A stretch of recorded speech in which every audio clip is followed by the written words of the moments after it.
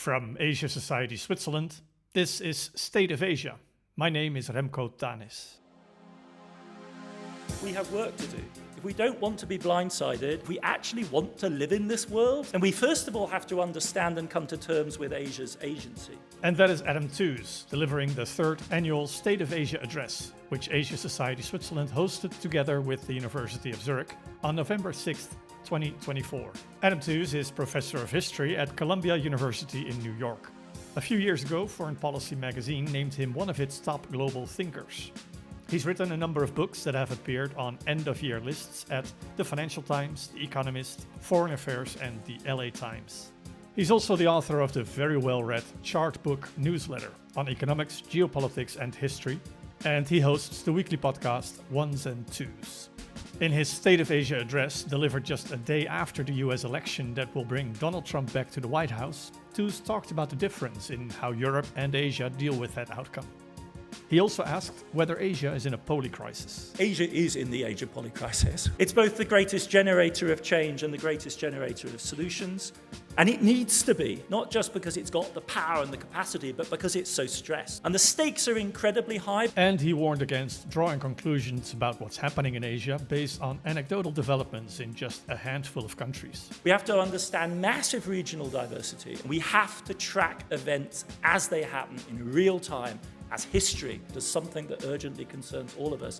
All right, let's get on with it. I'm very happy to bring you the 2024 State of Asia address in full on this episode of the podcast. More information and a transcript of Adam's speech is available on the Asia Society Switzerland website. A link is in the show notes. Over now to the prestigious aula of the University of Zurich for the 2024 State of Asia address. Here's Adam Tooze. Good evening, everyone. It's indeed a delight and a pleasure and honor to be here. Many thanks to Professor Schwarzenegger, Dr. Kang, to Nico Leuschinger and the entire team at Asia Society. Watching the video, I realized I feel I'm part of some sort of Asia Society network, because up there was Vishaka Desai, featured very prominently, who recently recruited me to my latest job role at Columbia, which is chairing the Committee of Global Thought, which is a strong analog to the kind of work that the Asia Society does here. So I look forward to partnership at many different levels, both in Europe and in New York.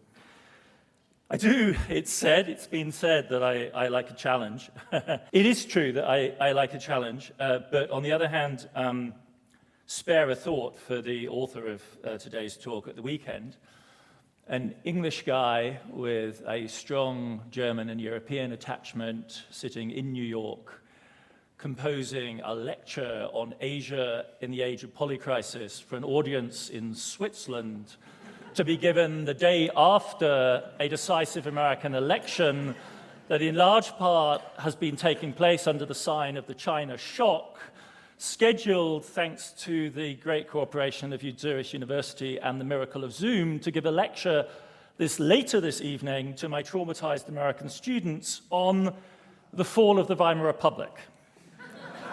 So I count 8 levels of determination here that characterize my moment this evening. And in German, you would say, es besteht Gesprächsbedarf. We need to have a chat. There's things we need to talk about. And one of the things it seems to me we can't escape talking about this evening is the different way in which all of those kaleidoscopic facets of all of those 8 things, in a sense, intersect with each other.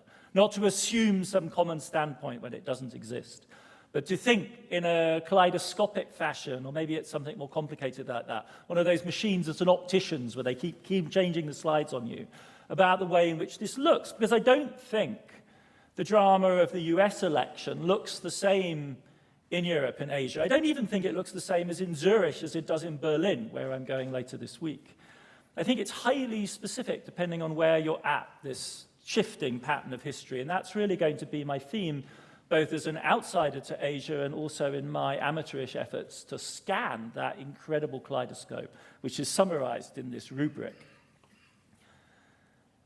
I mean, one simple way of thinking about it, especially from a Berlin point of view, allow me just to adopt that, which I know is different from Zurich, is that, the Trump election matters dramatically for Europe, as seen from Berlin, because he's already called them out once already.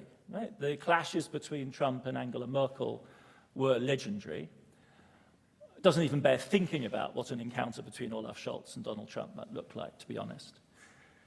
There is a personality element to that. There is also a structural determination in that the security of Western Europe has depended since the beginning, since Winston Churchill uttered those words. Because he wasn't just asking for Europe to arise, he was asking for an entire configuration of power to arise at the end of World War II. Europe has crucially and structurally depended on America for its security. And thirdly, speaking specifically, and this is where I think two German-speaking countries like this part of Switzerland and Germany differ fundamentally. For Germany, at least, the question of American democracy is a question of identity. Because they don't have the sort of democratic myth that Switzerland does to draw on to define what it means to be a modern democratic Germany, separate from their relationship to the United States. And you might say Weimar Republic, even the Weimar Republic was crucially dependent on the United States, which is what I'm going to be telling my students about later this evening. So that's a three-way determination of that relationship that makes it very special. And I don't think it's an exaggeration to say that for Western Europe, specifically Berlin, Trump is the polycrisis. He personifies it. He is the expression of the compacting together. This idea of polycrisis is the sum of the parts is worse than the individual elements that are added up. And you can see what I'm getting at with Trump, right? The populism, the ambivalence on NATO, the climate deniable, the disinhibited personality, you add it all up and you have the perfect storm that somebody like Trump represents for the Bonn Republic, would have represented for the Bonn Republic, does for Berlin today. And I simply don't think that's true in the same way for the vast majority of this complex structure that we call Asia. People may want to differ and suggest counterexamples. Maybe this plays out somewhat differently. Taiwan, maybe. South Korea might be the closest. There's a very strong skein of South Korean scholarship on German history, and I've always thought it might be to do with these structural parallels. But if you look more generally, it seems to me Asia's position on the American election is more relaxed. Essentially, geopolitics in Asia right now is certainly tense, but it's not tense in the conditional way that, say, Europe's position on Ukraine is conditional on the outcome of this election. Russia's further away, and in the case of both India and China, it's friendly. I was thinking another instance would be India's in the sweet spot of being wanted by both sides. So, and the pivot on the American side towards India is bipartisan, and it started under Bush in the early 2000s. If you're Vietnam, I think it's also true that both sides are playing for you, so you can feel fairly relaxed about where you stand. You're going to have to play hard, but they both want you. China, I think, shrugs because it knows, basically, that it's America's antagonist one way or the other, and the hard pivot was initiated under Clinton and has been continued with real vigor under Biden, and it's very unclear how much difference it ultimately makes. I'll say a little bit more about that in a second. And if you think more generally, we don't have an Asian equivalent to NATO, as hard as the Biden team has tried to turn the Quad, or what they call the lattice work of alliances, into something analogous. Those structures aren't there. So the showdown that we're undoubtedly going to be treated to next spring in the first NATO conference that Trump attends, let's hope to goodness he hasn't seen the scurrilous reportage on his first round that appeared in the Financial Times. There is no obvious equivalent to that in the Asian case. US trade policy is clearly, I think, the area where Europe and Asia share the same neuralgic sense of, whoa, this could get really serious.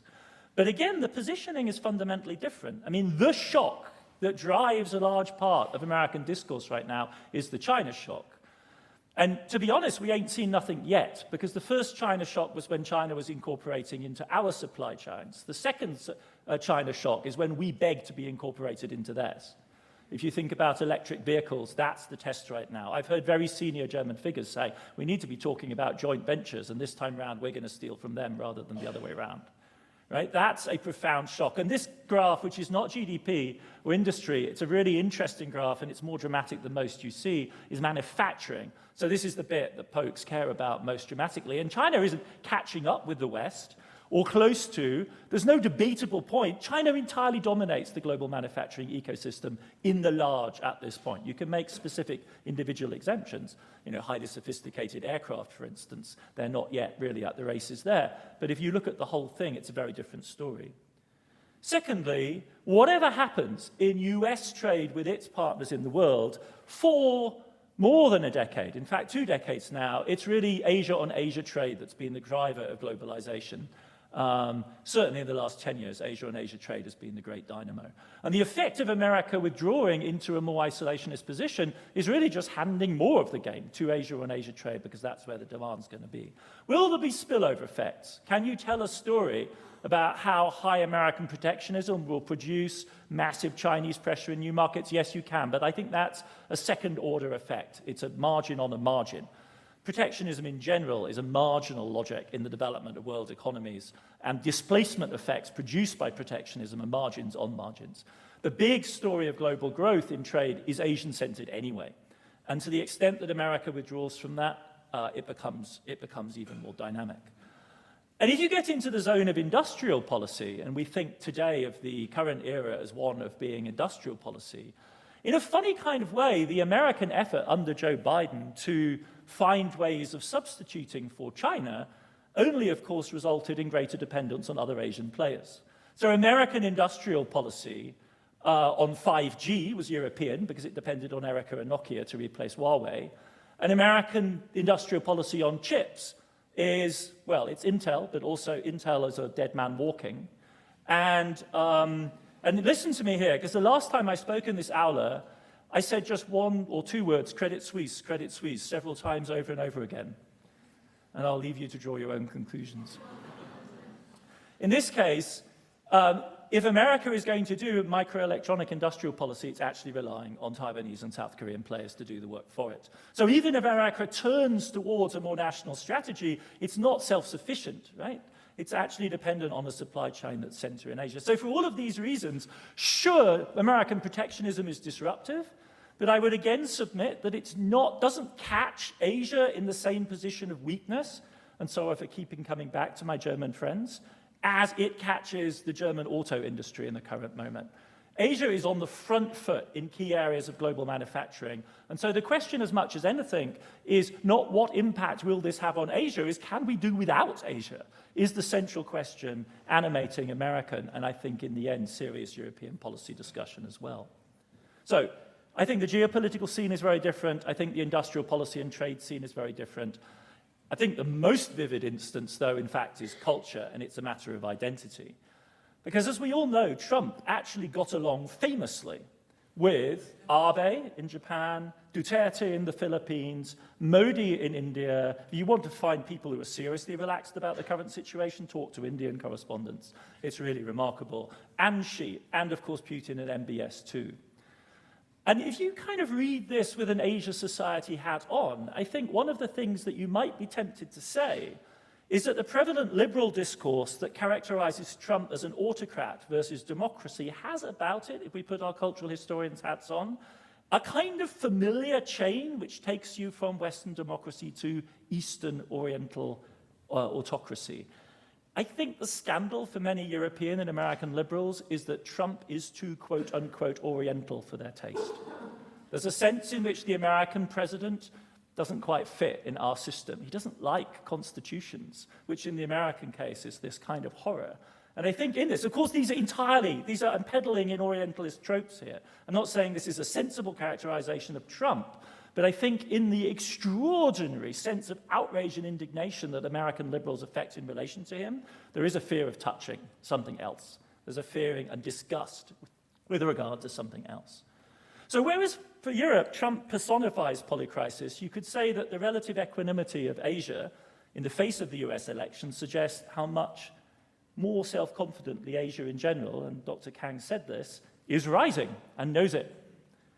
And there is a sense that Trump is a symptom, lots of people like the Gramsci quote, he's a morbid symptom of an interregnum, and the future to come will be something different, and in that space, morbid symptoms, some people even translate this as monsters arise, and in the liberal or leftist imagination, Trump then figures as that monster of the interregnum.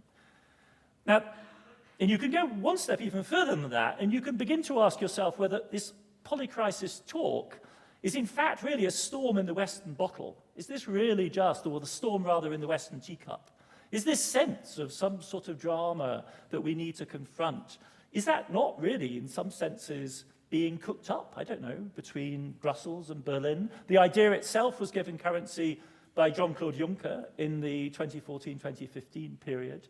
And it's me, it's folks like myself, it's Martin Wolf, it's Larry Summers talking, believe it or not, about my writing about polycrisis, turtles all the way down, flattering on the one hand and terrifying on the other, because surely, seriously, there's supposed to be somebody else who's providing the concepts in this period. Like, is this basically a collective Western freakout? I mean, are we basically losing our minds over the phenomenon of Asia rising? And that's what I want to struggle with a little bit. Because you could, if you went down this line, you could build a big contrast between the diminished self-confidence of folks like ourselves and the panic that we feel. When Larry Summers says something like, "Ich finde die Situation unübersichtlich. I simply can't find a concept that grasps this," you know we're in trouble. Because Larry Summers is not a man to easily admit that he's lost the grip of the situation. And it contrasts, of course, incredibly starkly with the, you have to say in German, you describe this as a Biedermeier scene, like the 21st century Marxism offered to us on a beautiful antique bookcase that's offering us a future of the world, or the slightly more brash version that we got during the extraordinary G20 meeting, in which the BJP welcomed the other leaders of the democratic, indeed the rest of the world, with this. You can't only just say it, but it basically says the most popular politician in the world is Modi. As we know, the elections then demonstrated the complexity and power of the Indian electorate to develop a rather different answer. But nevertheless, this is that sense of Asia rising, if only they can get it right. And their answer is growth.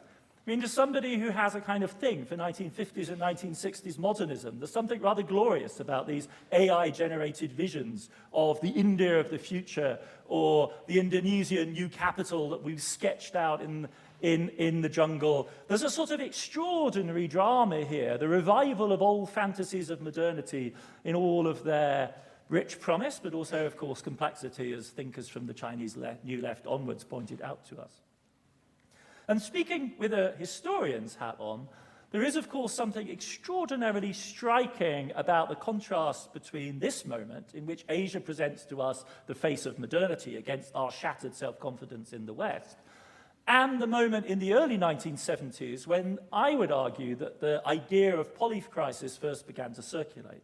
And the document I'm thinking of is the Club of Rome report of 1972, which drew arguably the first non-Marxist, thoroughly bourgeois social science idea of a multifarious, multifaceted, comprehensive crisis, starting with resource constraints, overpopulation, escalating prices, and economic slowdown. This was our sense of polycrisis encapsulated in the early 1970s. It went hand in hand, of course, then with war, with the 73 Arab-Israeli war, with the oil shock, and a sense of, as it were, the world coming apart.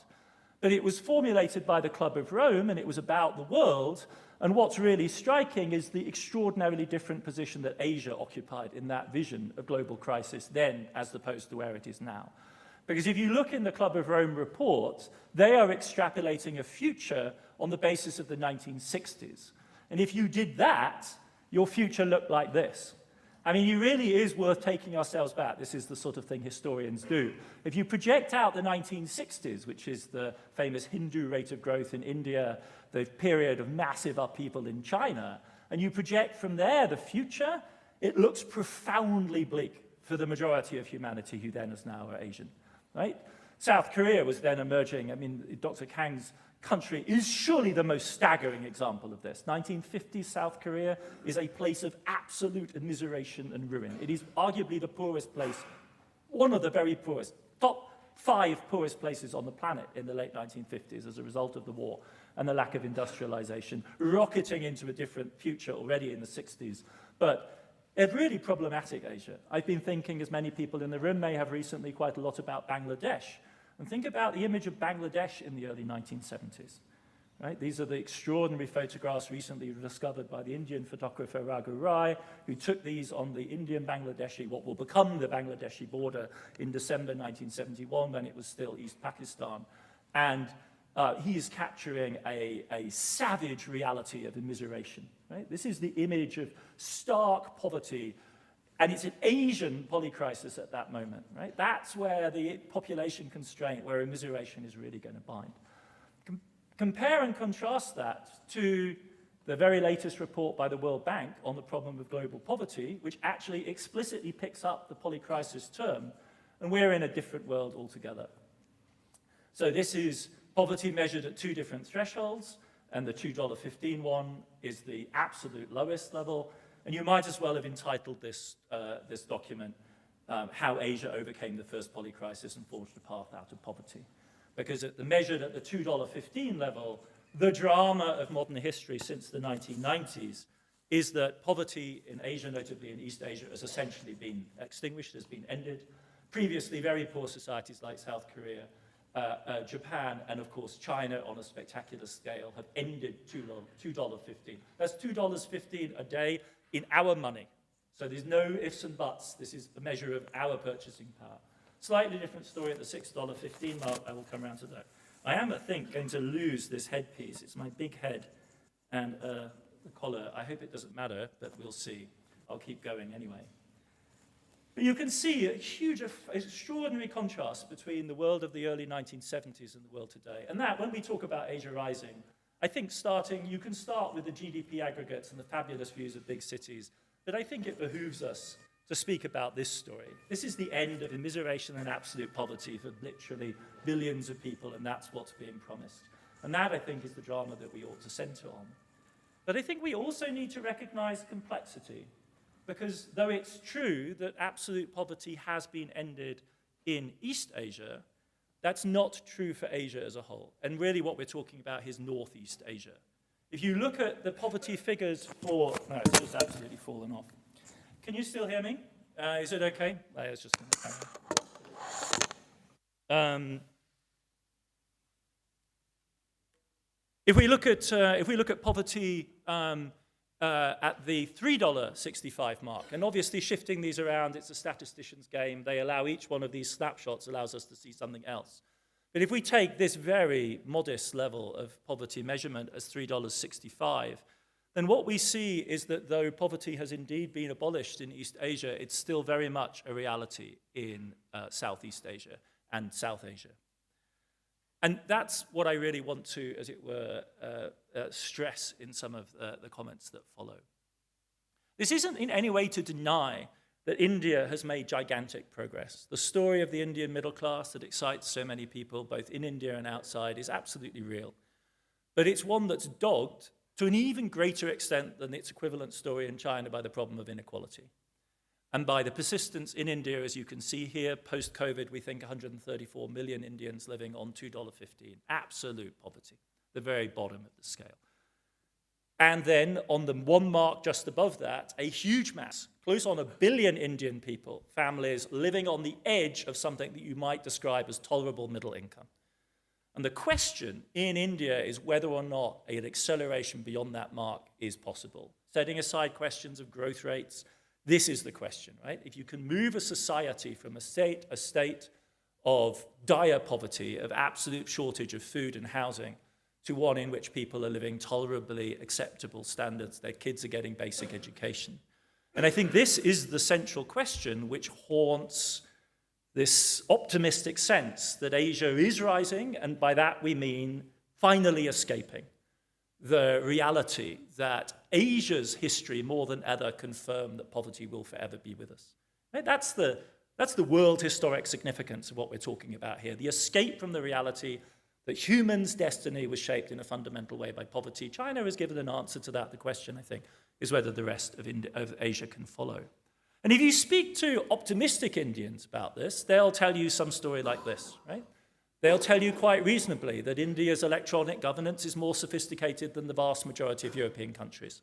They can ping money to people. Even illiterate elderly ladies in far-off villages with minimal electricity supply can be provided with doles of money by the Indian government electronically to not terribly smart phones that everyone can understand and everyone can afford. And it's a remarkable achievement. Nothing I'm going to say should detract from that in any way.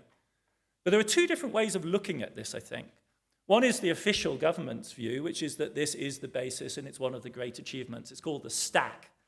They picked up some really highfalutin language from tech science and have applied this. The national Indian stack is this extraordinary achievement of the genius of Indian software engineers, which of course now populates Silicon Valley, applied to basic problems of governance in what is still a low middle income country. And so one story they tell here is a massive ecosystem of flourishing technological innovation and the basis for growth. If you listen to other sorts of Indians, they'll tell you that there's a much grimmer possibility here, which is that this is a basic stabilization device that enables a radically unequal society to maintain basic standards of living for the indefinite future, whilst the fundamental problems of state building, which were deferred in India decade after decade, are not addressed because they don't have to be, because the technology will do the trick and will get the money and the resources to people that need to get it, that need it. So one is a onwards and upwards, a move by way of Shenzhen to Silicon Valley, and the other one is a low middle income trap enabled by technology. And the people I learned that lesson from, or gave that alternative narrative from, were CPR, and some of you in the May room may know what happened to the CPR think tank in New Delhi in the last 12 months. It was shut down because that's not a message that the Modi government wants to hear. So these issues of discussing the future of a technological triumph by any measure are hugely controversial in what we rightly celebrate as the world's, I think, greatest democracy, the world's largest democracy. And that's just the beginning of the complexity of the South Asian story, because I referred to Bangladesh a minute ago, and after all, we have witnessed a bona fide, outright, flat-out revolution before our eyes. It hasn't attracted much attention because we've been focused on the Middle East and Ukraine and the Trump election. 170 million convulsed by a revolution which is upending basic compromises about secularism and the position of the dominant Islamic majority in Bangladesh at this moment. Hugely controversial. You move across to the other side, what used to be, what is Pakistan, and you have what is, by everyone's admission, basically one of the most fragile political economies in the world today. Pakistan is a country, I'm going to use population as my basic index here, so keep count and keep counting because it's a big number we're going to end up to, of 242 million people who between them last summer had about $3 billion in foreign exchange reserves. Now you cannot cope at that kind of level of foreign exchange reserve for any period of time. This is a huge country, larger than any country and massively larger than any country in Europe, on the edge of viability, and one whose government now has unleashed a huge military campaign to address the issue of what they, of course, designate as terrorism and what, more importantly, perhaps their Chinese investors have designated as terrorism in some of the most ungovernable places on the planet. And then there's Sri Lanka, which in 2022 exploded into a flat-out, classic, textbook case of polycrisis, complete breakdown of the political system, the social structure, and the economy before our eyes. You could say this is all very long way away from all of us. This needn't worry us until, of course, you're in Canada, or for that matter in New York, or for that matter reading the South China Morning Post, where you have a now very conformist Hong Kong newspaper exploiting, Disney cartoon levels of Oriental contempt to point out that the Canadian government is essentially at loggerheads and have dismissed the diplomats of India over what the Canadian judicial authorities, and those in New York as well, claim is a systematic campaign by the Indian government to kill opposition politicians in exile in North America.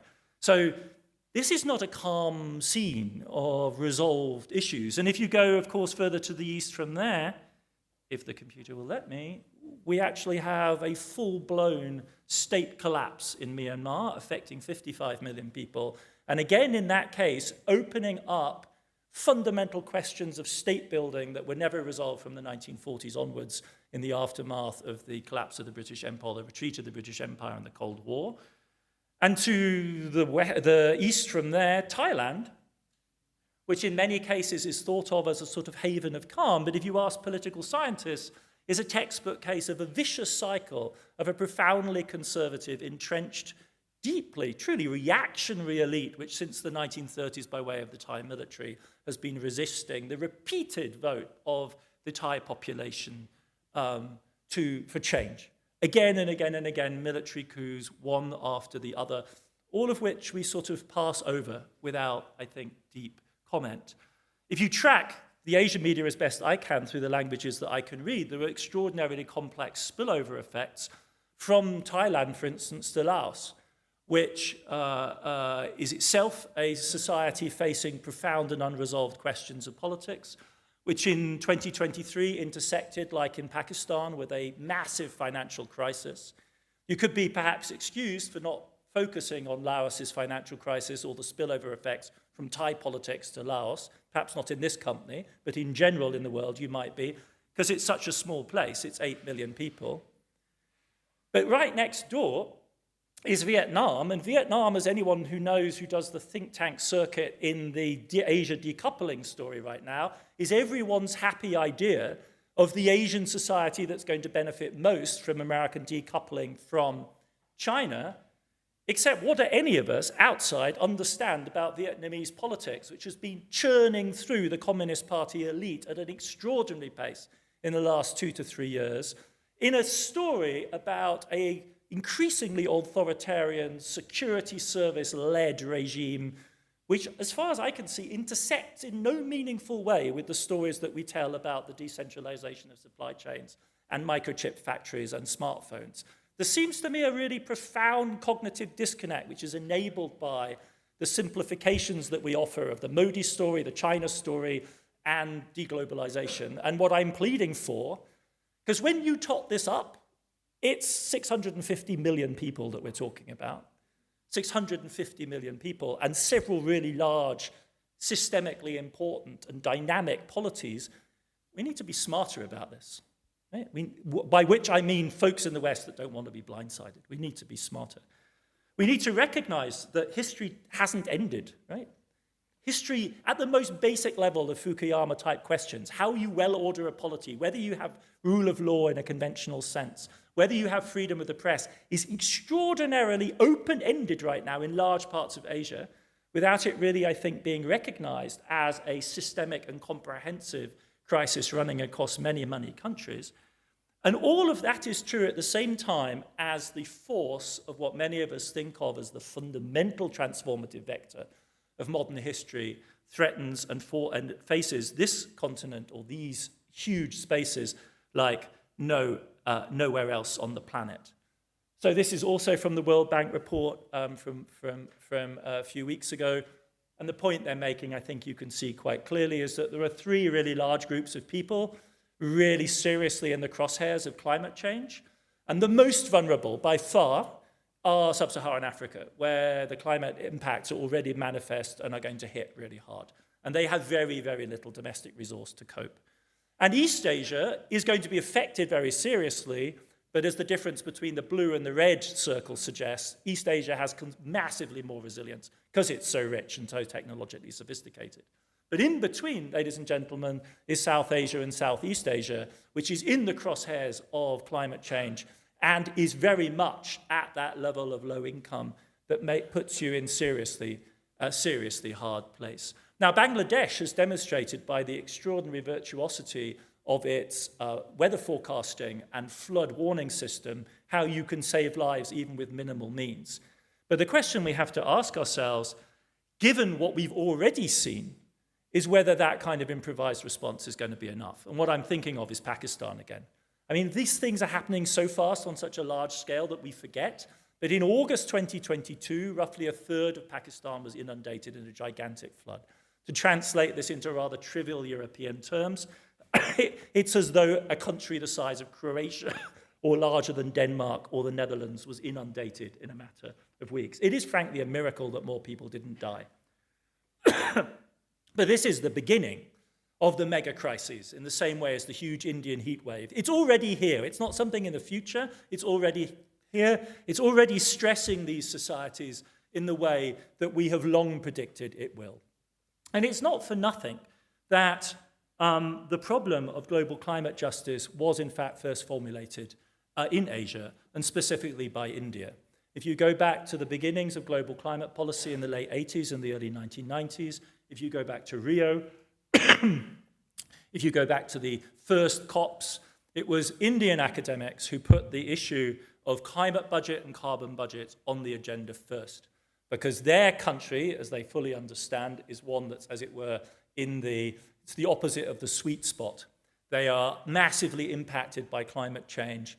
They are, relatively speaking, minimally responsible for it. And if we're serious about climate politics going forward, their developmental prospects will be most inhibited by the necessary decarbonisation measures. And Indian academics did the math on this, as you'd expect, and came rather rapidly to the conclusion that this was a bum deal. What's astonishing, and of course this was originally formulated, as I suggested here, as a north on south problem. And this should be credited with the force that it's had in defining the polycrisis right now. The climate crisis is the most encompassing risk that many of us think about. And this was coded from the very beginning by Asian actors, by Asian intellectuals, by Asian policy as a north-south problem, and it was centered on India. The historic irony is that this argument was made precisely at the moment. Now what's happening? I don't want to abbrechen, that's for certain. This diagnosis was made in the early 1990s, precisely at the moment when Asian emissions overtook those of the West. And this, for me, is one of the most awesome graphs in world history. Now, to be clear, this is not an apologist graph. This doesn't, of course, deal with accumulated emissions over time, and it's the ones that are already up in the atmosphere that matter for climate change. And the Europeans and the Americans pumped that out over decades, and they accumulated dramatically. But in terms of policy choices going forward, this is the graph that matters. Because we can't do much until we do carbon capture. We can't do much about old emissions. But what we can do is change the emissions track going forward. And what happened in the late 80s and early 1990s is a spectacular shift. This is for real. So this is the Indo-Pacific CO2 emissions curve, and there's the United States, and there it's Europe underneath. This is an extraordinary gear shift in the center of global production. This is the environmental counterpart to the fact that industrialism and manufacturing are centered in East Asia in the way that one of my earlier graphs showed. Specifically, of course, it's a China story.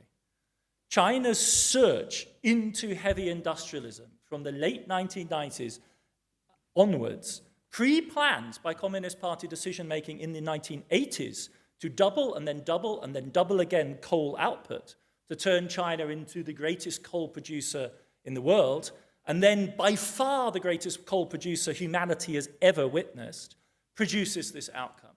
I mean, this is a truly, one has to linger over this, because this is all of world economic history, right? As far as we know it, back to the middle of the 18th century.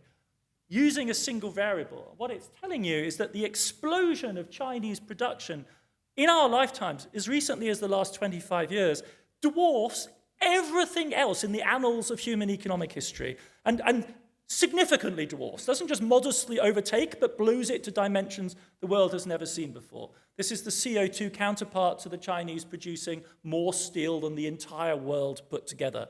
It's the counterpart to the fact that China, in 3 years, between 2010 and 2013, poured more concrete than the United States in the 20th century. In 3 years. Right? This is not the Industrial Revolution done again. Everything prior to this was a prelude to the Chinese Industrial Revolution of our lifetimes. Literally everyone in this room lived the whole thing. It's all happened in the last 25 years. The surge in Chinese energy consumption between 2000 and 2005 is the total break with all previous experience. And the consequence of that is that the climate crisis now and going forward is an Asian-on-Asian crisis. Essentially, to put it really crudely, and this has actually happened in climate talks, it's about Chinese emissions drowning Pacific islands. That's the dynamic that's currently driving it. The Americans can do whatever they damn well like, and they clearly should, but the forcing pace of this transformation is coming from Asia. And so one of the upshots of this is it's a kind of de-stress about the American elections, because the American elections really matter to global climate politics. But the thing we should all really be focusing on is a decision being taken behind closed doors in Beijing right now, which is China's nationally determined contribution to its Paris objectives, which it has to announce by February. And that matters because that's China's energy transition path, and that's the energy transition path of the Europeans and the United States. The huffing and puffing that we've been doing in recent years, as you can see here, is trivial by comparison with the hairpin bend that the Chinese have to accomplish in coming years. So that decision being taken behind closed doors in Beijing right now is the one that really decides the parameters for everyone's decarbonisation effort going forward. That is the crucial choice, and it's quite opaque. The bureaucrats there are top-notch energy and climate scientists, but we really have minimal insight into what's going on. And this, to me, has welthistorisch, world historic significance. Why? Because the climate problem, I think it's fair to say, after the waning of the enthusiasm of socialism and Marxism as a vision of progress, progressive and specifically left-wing politics in the West defined the climate crisis as the acid test of rationality. This was where rationality was going to be assessed. And the question now is, what is the answer that Beijing is going to give, given the profoundly disappointing way in which the West has answered to date? And we ask that question today under the shadow of the loss of legitimacy that Beijing has suffered in recent years. And I want to end by a few snapshots in thinking about that and the challenges that it poses. Because it's clear that the nimbus of omnipotence, omnicompetence that Beijing for a long time enjoyed has been stressed, indeed, some would say shattered. Now, one aspect of that is the ending, the very deliberate ending by the Chinese regime of the what we sometimes euphemistically call the housing bubble, but what in fact is the largest urbanization drive in the history of our species, bar none. Over a period of 25 years, 500 million people were moved from the countryside into the city, and people within the cities moved. We've never seen anything like it. The Earth moved somewhat on its axis as a result. The Earth actually is slightly pushed off. Not astrologers, astronomers tell us. And Beijing was profoundly successful at this. The question is whether it still, in general, commands the authority to make the moves that are necessary. And I don't think there's any doubt that apart from the economic shock of the slowdown, the other big variable that needs to be on all our minds is the long-run impact of the pandemic and the way the pandemic was handled. And there can be very few more telling graphs than this. It's kind of amazing that the Chinese allow this to be published, but this to me is a barometer of confidence, not just amongst consumers, but amongst China's population in general. This is the barometer of consumer confidence in China. And you can see the story here. It collapses, and it collapses as a result, clearly, of the COVID shock. But this is where I want to sort of probe and do the kind of Asia society political analysis thing, and this, I promise, is the final point that I want to make. How do we read this? The prevalent interpretation on part of many people in the West is that this demonstrates the disaster of what could not but be an authoritarian, repressive response to COVID, because Xi Jinping doesn't know any different, and this is how the regime works. And so, of course, it was just a matter of time until they screwed up, and then the house of cards has come down. The problem for me in that interpretation is it captures only one or two dimensions of this graph. It captures the fact that the line goes down from the left-hand side to the right-hand side. It doesn't tell us anything very interesting about the timing, but look at the timing for a second. When does confidence in the Chinese situation break? Does it break at the beginning of the epidemic? No, it breaks in 2022. For the most of the pandemic, if you look at this graph for Germany, it breaks in the spring of 2020 for good reason. Same for the US. In China, it doesn't break until the spring of 2022. That's because for the first phase of the pandemic, China was winning and knew it was winning. And the consequence of that is they were partying in Wuhan in the summer of 2020. And the real crisis comes in the spring of 2022, when in a fit of hubristic technocratic optimism, they thought they would perfect dynamic optimization, which was their code word for the way in which they tried to manage the pandemic, and they applied it to Shanghai, of all cities. And the Shanghai bourgeoisie found themselves with empty refrigerators, and you know how well that's going to go in Chinese public opinion. Not the kind of bitterness that folks were up for eating at that particular moment. So my counter thesis is that this precise issue of timing matters because it's a case in point of our blindness to the complexity and sophistication of Asian political stories.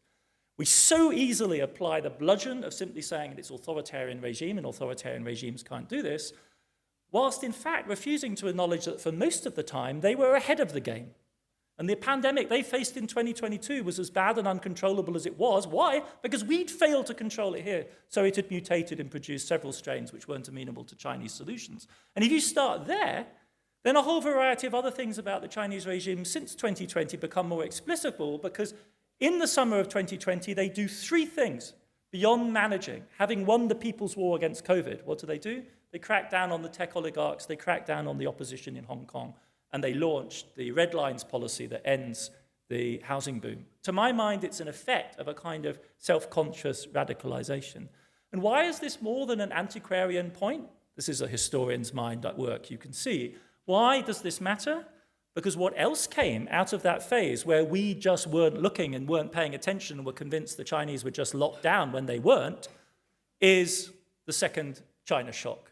If you want to know where the electric vehicle boom happened that has destroyed the self-confidence of German manufacturing right now, it's precisely in these years when Chinese consumers were not locked down. They were going out to buy a new generation of vehicles provided by BYD, which Western producers were completely oblivious to because we were the people, not in a lockdown, but in a COVID funk that meant we weren't able to focus on what was actually going on. We had COVID brain, not them.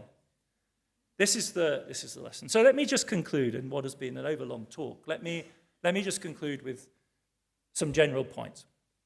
The first is that Asia is in the age of polycrisis, right? We're not going to buy that narrative by which it's somehow exempt.